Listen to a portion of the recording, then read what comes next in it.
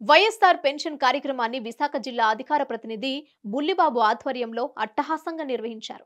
ఈ కార్యక్రమానికి మంత్రి అమర్నాథ్, ఎంపీ సత్యవతి, అనకాపల్లి వైఎస్ఆర్సీపీ ఇన్ఛార్జ్ భరత్ హాజరయ్యారు.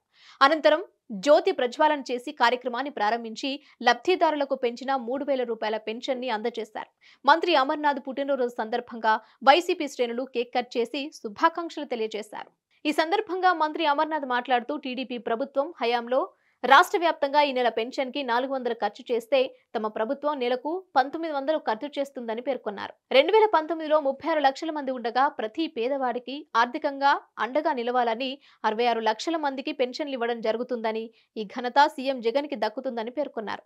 చంద్రబాబు హయాంలో పెన్షన్ కోసం పడిగాపులు పడేవారని, మా ప్రభుత్వంలో సూర్యుడు ఉదయించక ముందే వాలంటీర్లు తలుపు తట్టి పెన్షన్ ని అందజేస్తున్నారని గుర్తు చేశారు. కసింకోట మండలం అభివృద్ధిపై ప్రత్యేక దృష్టి పెట్టి అభివృద్ధి కార్యక్రమాలు పనులు చేపట్టడం జరిగిందని తెలిపారు. 600 హామీలిచ్చి ఒక్క హామీ నెరవేర్చిన చంద్రబాబు కావాలో, ఇచ్చిన హామీలు 95% నెరవేర్చిన జగన్ కావాలో ప్రజలు ఆలోచించి వచ్చే ఎన్నికల్లో జగన్ ని గెలిపించుకోవాలని విజ్ఞప్తి చేశారు. 100 మంది వాలంటీర్లు ఈ రోజు గ్రామంలో పనిచేయాలంటే ఉదాహరణకి దాదాపు 2150 మంది పెన్షన్లు అందుకుంటా ఉన్నారు.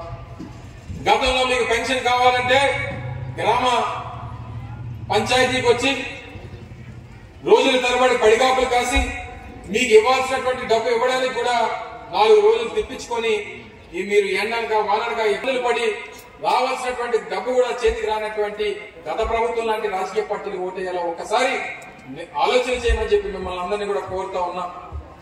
అది ఒకటే కాదు, ఈ రోజు గ్రామంలో అనేక మంది ఇల్లు లేక స్వతంత్రం వచ్చిన తర్వాత ఎప్పుడో 75-78 సమయంలో 70వ దశకంలో ఇందిరాగాంధీ దేశవ్యాప్తంగా గరీబీ హఠావో అనేటువంటి నినాదంతో దేశమంతా కలిపి 5 లక్షల మందికి ఇళ్ల పట్టాలు ఇల్లు కట్టించిస్తే అమ్మ ఇందిరమ్మ అని చెప్పి దేవతలు చూసినటువంటి సందర్భాలు ఆ రోజుల్లో మనం చూసాం.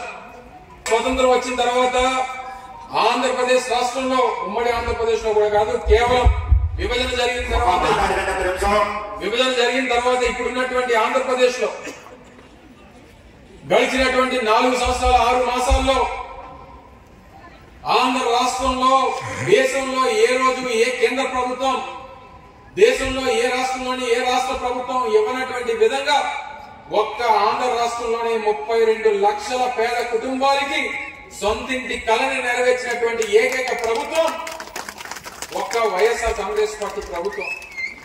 ఈరోజు ఉదాహరణకి ఒక్క కసింకోట గ్రామంలో సొంతింటి కళను నెరవేర్చాలంటే గ్రామంలో బంజరు భూమి లేదు, ప్రభుత్వ భూమి అవకాశం ఎక్కడా కూడా ఇచ్చేటువంటి దానికి అవకాశం లేదు. మీ అందరికీ వేరే దూర ప్రాంతంలో ఉన్నటువంటి ఇతర గ్రామాల్లో ప్రభుత్వ భూములు ఉన్నాయి, అక్కడికి వెళ్లి అక్కడ పట్టాలు ఇస్తామంటే ఆ రోజు సోదరులు బుల్లిబాబు గారు అన్నారు, మా గ్రామంలో ఉన్నటువంటి పేదవాళ్ళకి మా గ్రామంలో ఇల్లు కట్టించిస్తే వారి జీవనం సాగించుకుంటారు, వారి జీవితాంతం మన నాయకుడిని మన పార్టీని గుర్తుపెట్టుకుంటారని చెప్పారంటే ఆ రోజు దాదాపు